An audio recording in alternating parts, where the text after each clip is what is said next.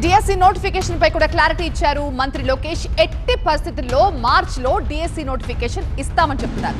TDP హయాంలోనే 71% teacher పోస్టులు భర్తీ జరిగింది అంటున్నారు. ఇప్పుడు కూడా 16,347 పోస్టుల భర్తీ చేస్తామంటున్నారు.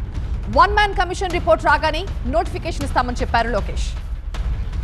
ఒక తెలుగుదేశం పార్టీ అధికారంలో ఉన్నప్పుడు దీంట్లో 1,80,272 ఉపాధ్యాయుల పోస్టులు భర్తీ చేస్తాం జరిగింది. అంటే 71% పోస్టులు ఒక తెలుగుదేశం పార్టీ అధికారంలో ఉన్నప్పుడు భర్తీ చేస్తాం జరిగింది అధ్యక్ష. అంటే విద్య పట్ల మన ప్రభుత్వంకు ఉన్న ఫోకస్ ఇది ఒక ఉదాహరణ మాత్రం. అధ్యక్ష, మన ప్రభుత్వం అధికారంలోకి వచ్చిన వెంటనే తొలి సంతకం డిఎస్సి మేము పెడతాం జరిగింది. దాంట్లో భాగంగా మేము కూడా చాలా పారదర్శకంగా ఒక టెట్ కూడా నిర్వహించడం జరిగింది. టెట్ నుంచి నోటిఫికేషన్ వెళ్ళే లోపల ప్రభుత్వం వన్ మ్యాన్ కమిషన్ వేసి రిపోర్ట్ రిజర్వేషన్ రిపోర్ట్ నివేదిక ఇవ్వాలని కోరటం జరిగింది. దానివల్ల ఈ ప్రక్రియ వాస్తవంగా కొంచెం డిలే అవుతాం జరిగింది. అంటే ఎలాంటి సందేహం లేదు.